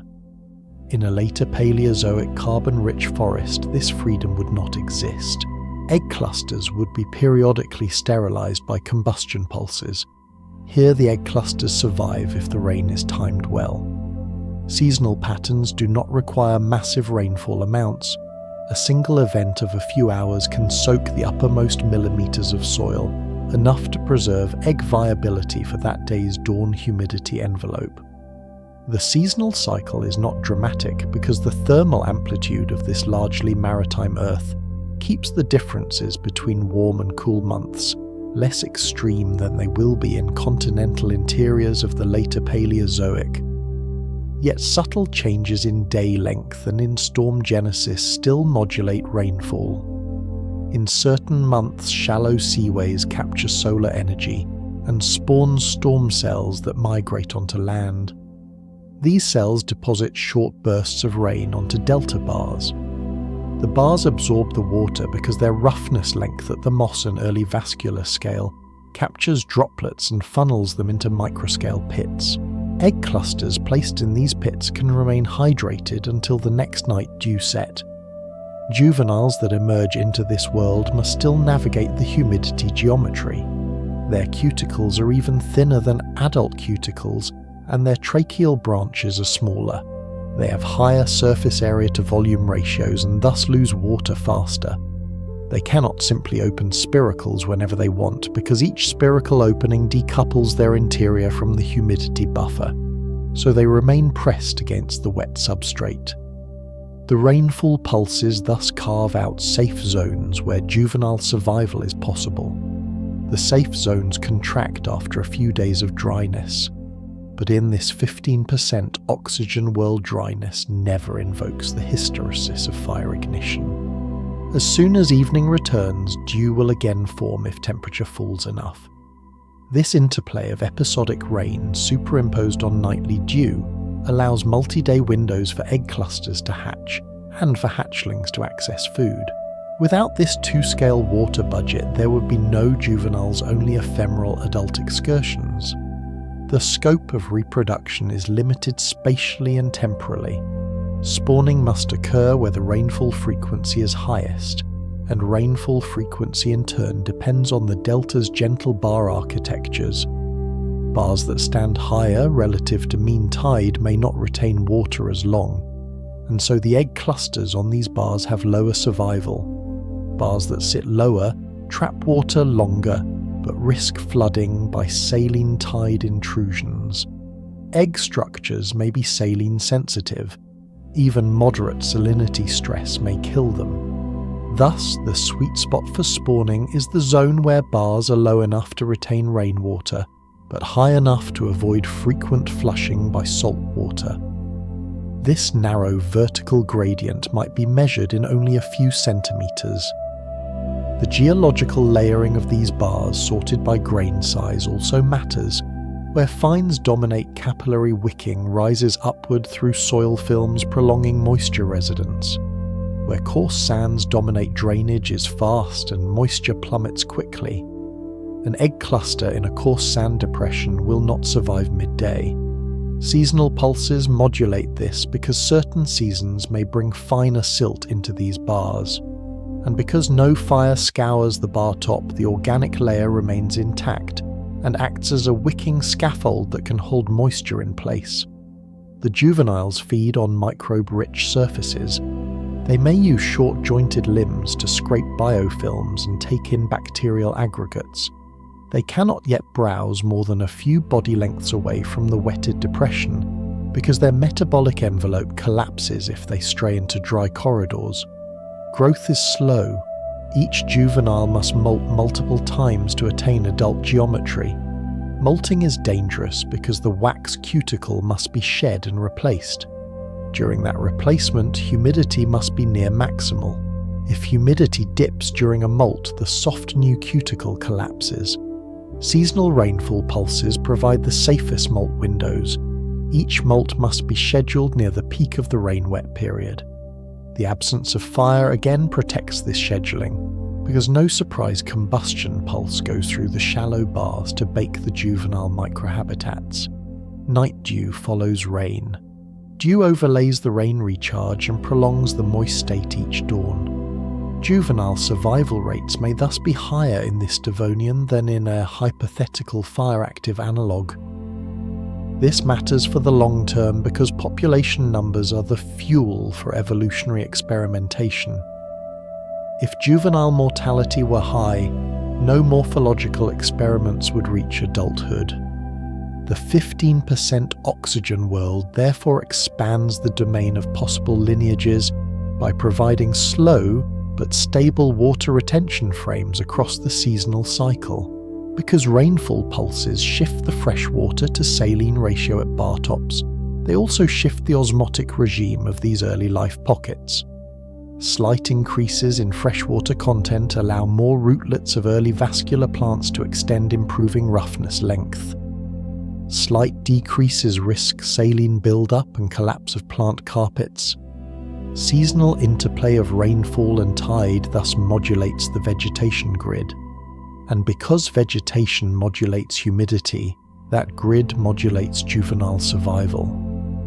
The system is therefore a three-tiered coupling rainfall pulses configuring water budgets, vegetation stabilizing roughness and humidity, and juveniles navigating the humidity map to survive.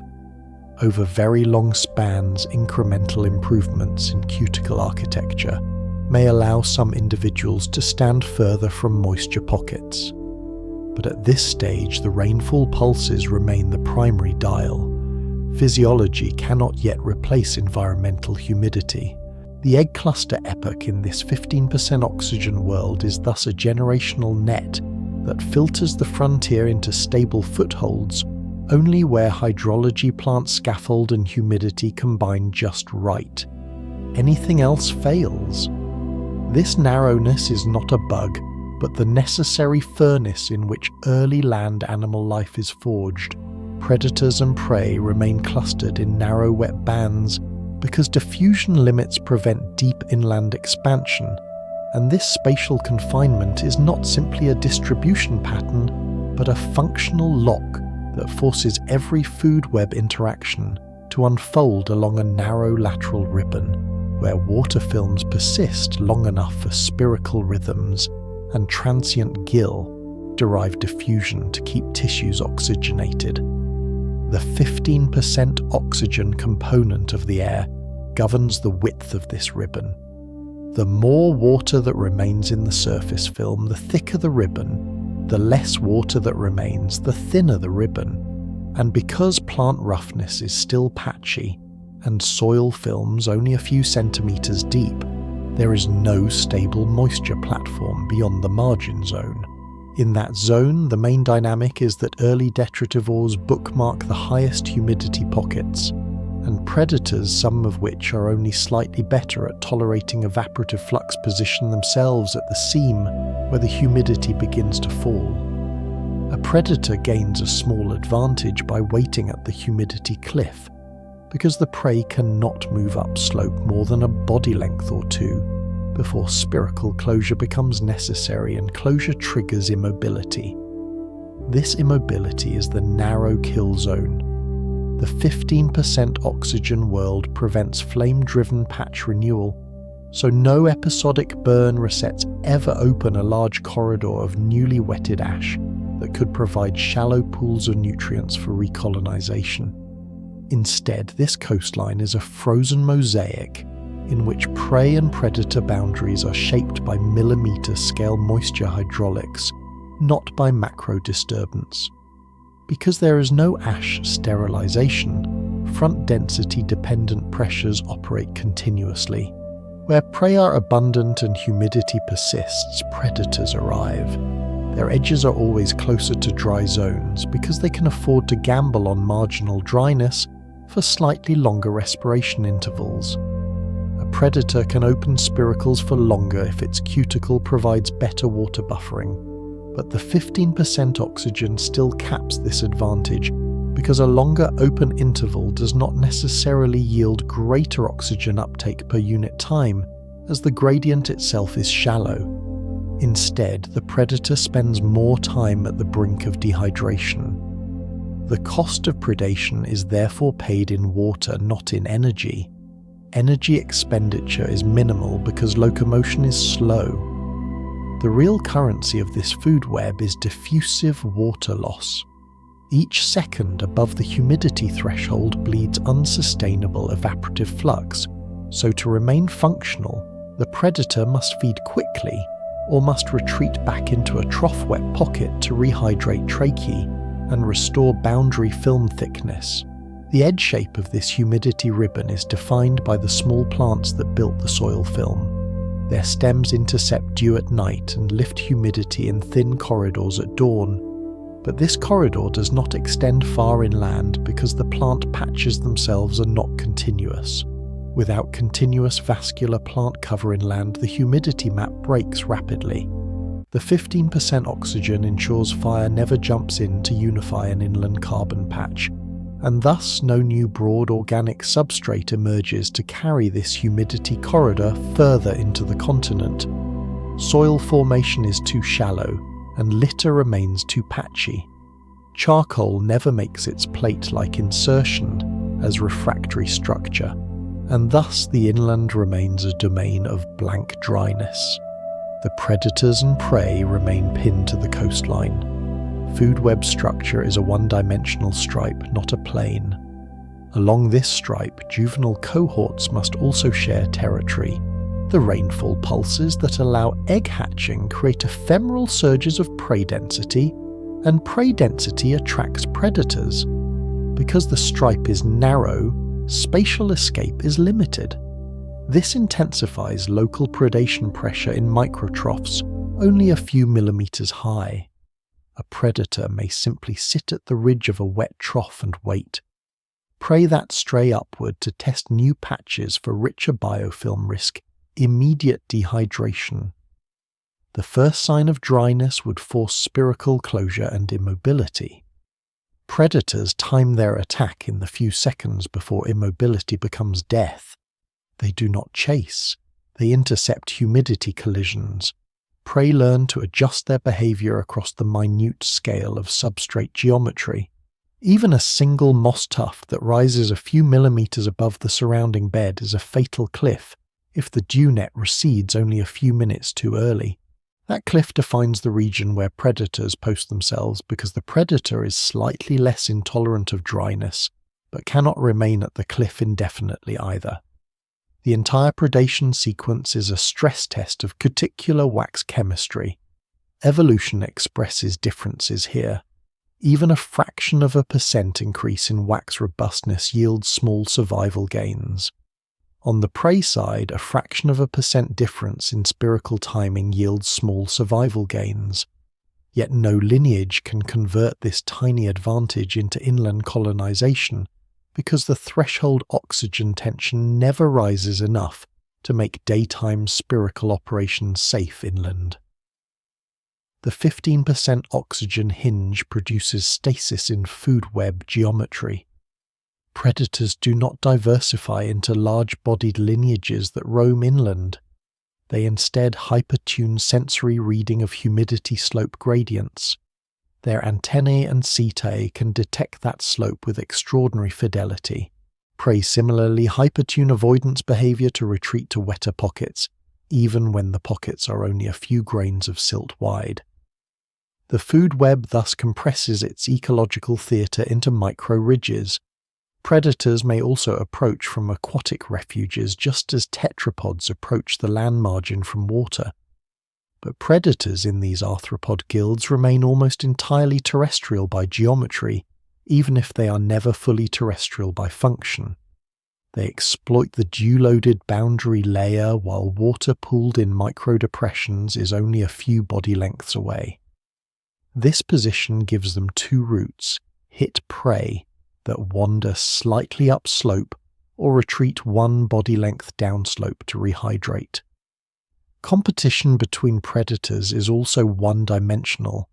Only so many predators can crowd the ridge of a humidity cliff. Too many in one spot dries the zone faster, because each body disturbs the water film and increases convective removal. That competition generates spacing. Individuals maintain a few body lengths of distance. This spacing ensures that predator density does not exceed the capacity of the humidity reserve to support respiration. Thus, predator packing is regulated by direct water film hydraulic limits, not by prey depletion alone. The prey and the predators live in a perfectly narrow corridor, because the 15% oxygen world gives them no second dimension. Until oxygen rises enough to allow fires to create new successional mosaics, the corridor remains the single narrow strip where ecology is possible. Arthropod shredding of litter builds finer fuel beds, yet overall oxygen still keeps these beds rarely flammable. And this paradoxical case in which fuel production accelerates, but ignition potential remains suppressed, is the defining physical asymmetry of the 15% oxygen Devonian coast, because in a later Carboniferous world similar shredding behavior would become fire accelerant, but here the shredded litter simply accumulates as additional capillary substrate that increases dew retention instead of supporting runaway flame. When detritivorous arthropods rasp plant fragments into microflakes, they enlarge the total reactive surface area of organic matter, and in a high-oxygen world, this enlarged surface area is exactly the geometry that would produce tinder. But surface area does not matter if the diffusion boundary above the soil cannot supply enough oxygen to sustain oxidative combustion. The shredded fragments become a sponge, not a wick. The sponge absorbs moisture every dawn, and moisture is the controlling variable, because each flake becomes a catchment for dew droplets that appear through nocturnal condensation. The shredded litter layer therefore becomes a more efficient water reservoir than intact plant stems. It becomes a lattice where dew settles. The thickness might be only a few millimeters, but those millimeters convert each dawn humidity spike into a prolonged reservoir that can survive midday if the sun does not evaporate every droplet. This remains the most counterintuitive outcome detritivores that might in another age serve as accelerators of fire are here accelerators of hydration. The 15% oxygen ceiling denies them the harsh filtering feedback that fire would impose. In the absence of fire, these arthropods expand their role as texture makers. Each grain of shredded litter becomes scaffold for microbes, and microbes produce extracellular polymers that bind fine grains of silt together. This increases pore water retention. The entire boundary layer becomes a finer felt. Even the predators benefit from this felt because it prolongs the humidity corridor each night. The predators perch at the upper limit of the felt, hunting where the gradient falls. The prey stay deeper in the felt, scraping biofilms. Both are caught in a geometry that is fed by detritivory. The more detritus they generate, the more stable the soil film, the more stable the humidity reservoirs, and the more likely egg masses survive. This is the perfect positive feedback as long as oxygen remains below the ignition threshold. If oxygen rose too early, this shredded lignin-rich mesh would become a tinder bed. It would ignite after a short, dry spell. But at 15% oxygen, no such shift occurs. The shredded litter simply accumulates. This accumulation thickens the roughness length of the boundary layer over decades. Thick roughness traps moisture. Moisture promotes greater diffusion smoothing. A thicker roughness length reduces convective drying during the first hour after sunrise. That reduction protects the fringe of the corridor where predators wait. The same feedback also expands the inland edge of viability by fractions of a millimeter each century. That fraction is the frontier. As litter deepens, the boundary layer thickens, and the threshold distance inland where dew can still form shifts, minutely upslope. Upslope here means tens of millimeters on geological time. These tens of millimeters accumulate into centimeters over hundreds of thousands of years. And because no fire scours the litter mass, the accumulation is monotonic. Fire-free Earth is thus a long, slow escalator. Arthropods build this escalator every time they rasp plant tissues. The oxygen supply above them remains too thin to ignite, but enough to sustain insect respiration. There is no moment of reversal. Only when oxygen later crosses the fire threshold will this escalator be broken, but that is not yet. These detritivore clusters are not aware of the future fire. They're only aware of humidity, and humidity is a direct function of litter thickness. Litter thickness is a direct function of shredding. Shredding is a direct function of food acquisition, and food acquisition is a direct function of microbial decomposition. All of this is held steady by the 15% oxygen clamp that prevents runaway oxidation. Even the chemical composition of shredded plant tissue matters. Early Devonian lignin content is varied but present. Lignin is a poor microbial substrate. It resists rapid decay.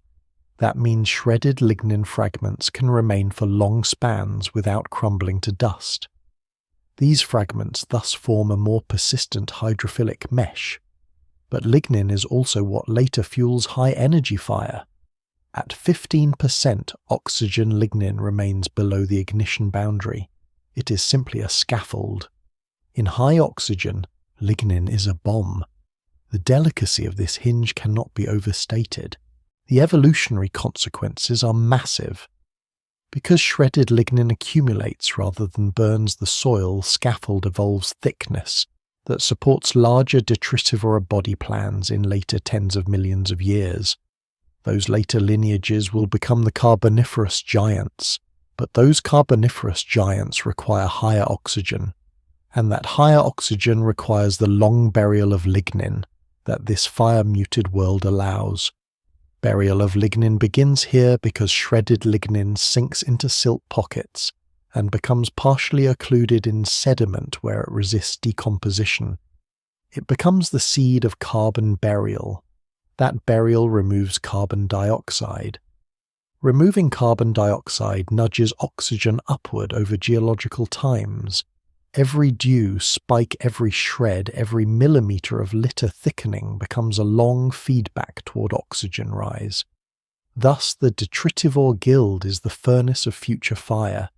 They build the mesh that when oxygen eventually rises will ignite continent-scale burn mosaic.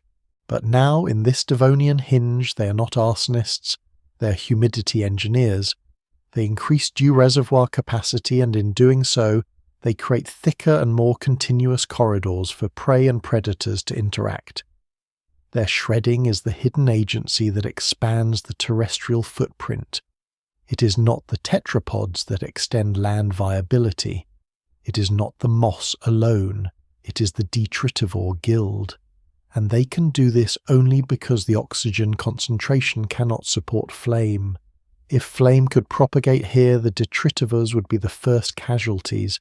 Their shredded litter would catch and the humidity envelope would collapse. The entire web would reset. It does not reset. The wind from the sea carries moisture each night. Dew forms each dawn. Litter thickens. Microbes feed. Carbon sinks. Body plans linger in the margin, all because the oxygen is low enough to deny fire but high enough to allow respiration. Organic burial slowly removes carbon and allows gradual oxygen increases through geological timeframes, and this slow biogeochemical ratchet is the only upward pathway available in a world where fire is absent and charcoal is nearly non-existent.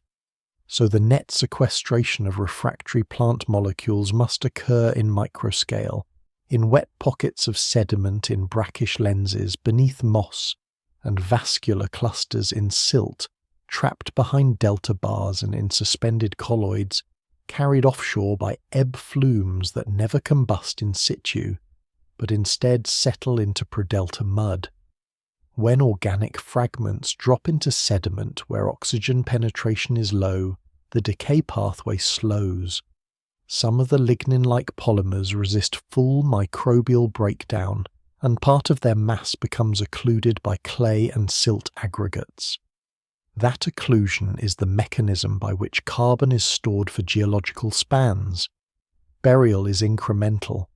Burial does not occur as a great linear conveyor. It occurs as pulses when rainfall concentrates silt behind vascular patches. Each pulse adds grains and organic flakes to the same micropockets. When tidal ebb returns, the pools contract and trap the new mixture under a fresh veneer of decaying litter. Over centuries, this layering becomes a thin stratigraphy of alternating silt-dominated laminae and organic-dominated laminae. In a 21% oxygen world, lightning typically sparks frequent low-fuel fires, and early vegetation cycles would be repeatedly scorched. Charcoal would accumulate. Charcoal would be a better refractory sink for carbon and would accelerate oxygen rise. But 15% oxygen prevents charcoal production, so the burial pathway must rely not on charring but on occlusion. Occlusion is slower by orders of magnitude.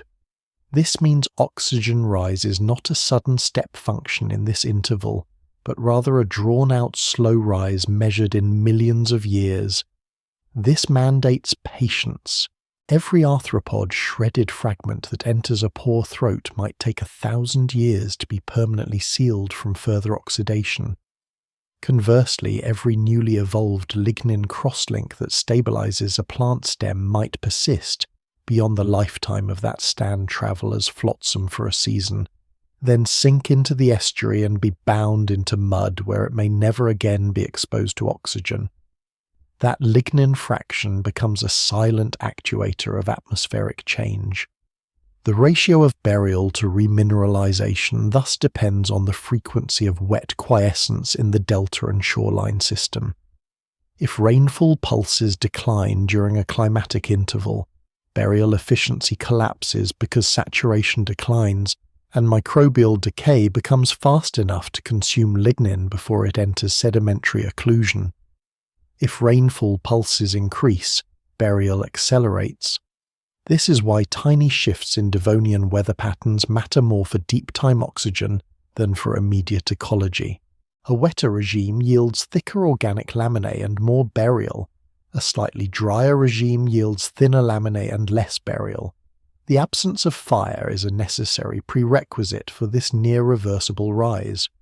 Without fire, episodic thermal resets never blast the margins and never distort soil development. This stability gives the pedosphere a chance to accumulate refractory organics. And because arthropods keep shredding litter, the refractory fragments increase in absolute number even if they are still individually small. The 15% oxygen sets the system on a razor's edge, the boundary between no fire and incipient fire, the boundary between slow burial and explosive burial. That razor sets the stage for what will happen tens of millions of years later, when oxygen pushes above 18% and stable flame fronts emerge. But here, flame cannot yet emerge. Thus, oxygen creeps. The creeping trajectory is what defines the boundary layer thickness over deep time. As litter accumulates and burial increases, oxygen eventually rises. When oxygen rises, humidity regimes remain at least initially similar, but flammability begins to improve incrementally. This improvement in flammability is at first subtle. A spark may propagate another centimetre before suffocating, then another few centimetres, but as long as oxygen remains below roughly 16% flame remains unreliable. The carbon sink continues to deep bury lignin and its precursors.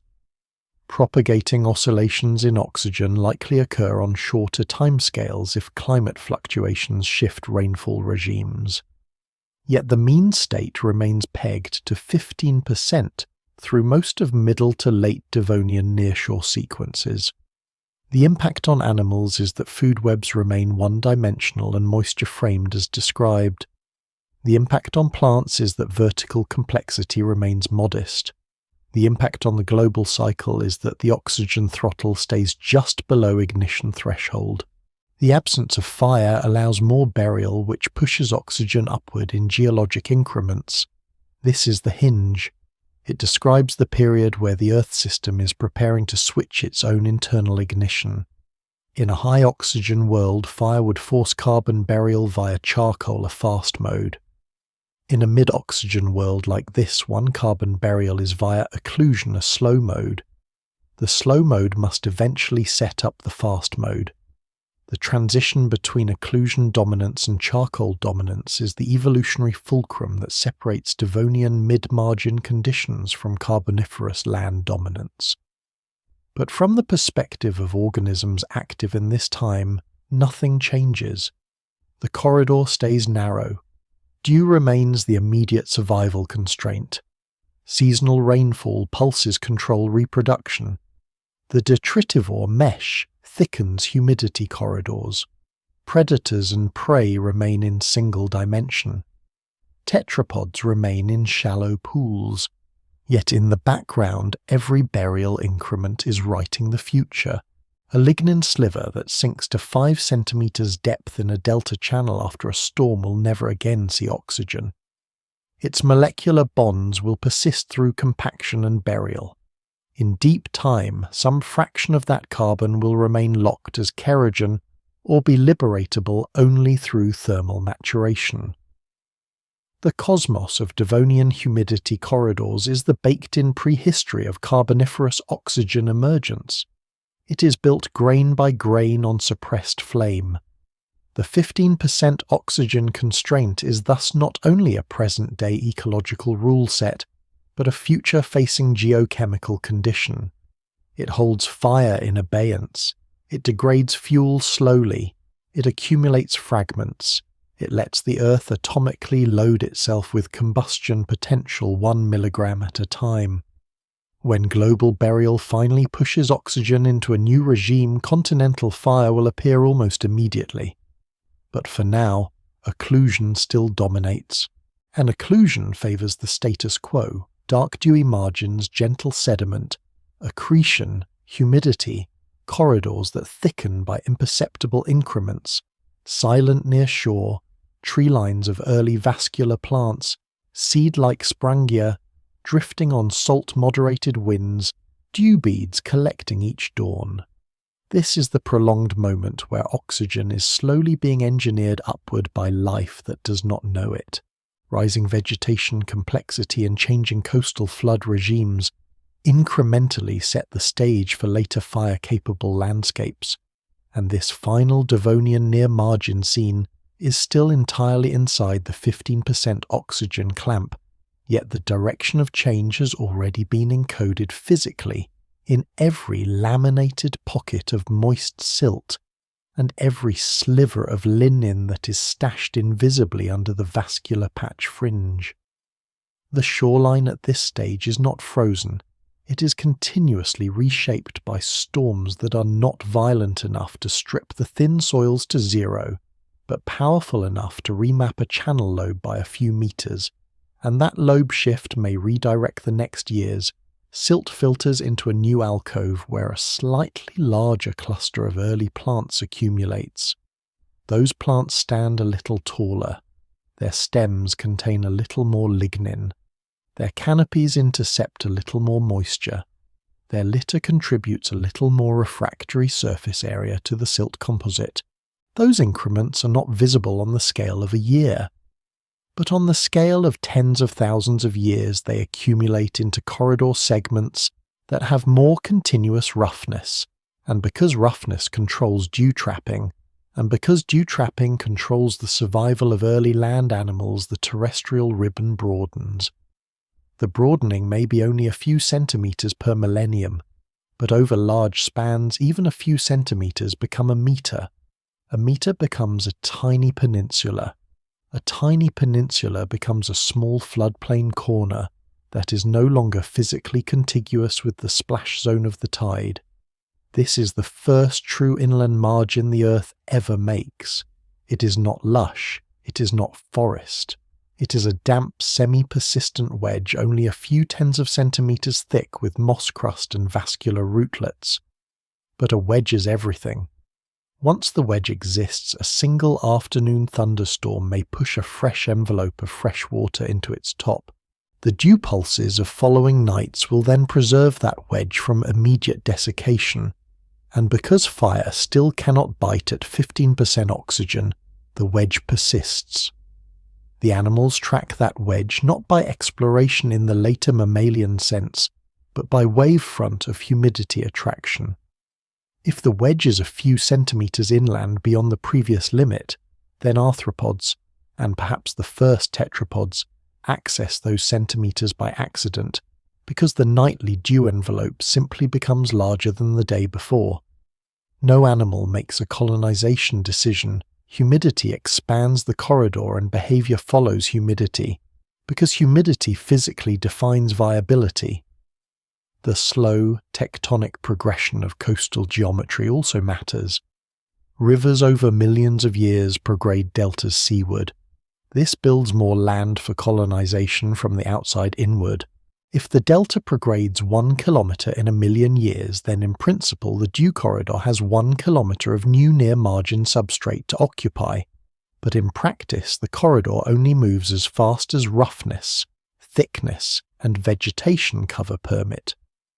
In these early wedges, the root networks of vascular plants increase mechanical stability in sediments. That mechanical increase makes bars less likely to collapse, so the emergent platforms persist longer. Persistence increases burial probability. Burial probability increases carbon sequestration. Carbon sequestration increases oxygen over geologic time. Oxygen increases ignite fire only once the threshold is crossed, but until that point a positive feedback persists that amplifies wedge extent from dew geometry into the first faint terrestrial planes.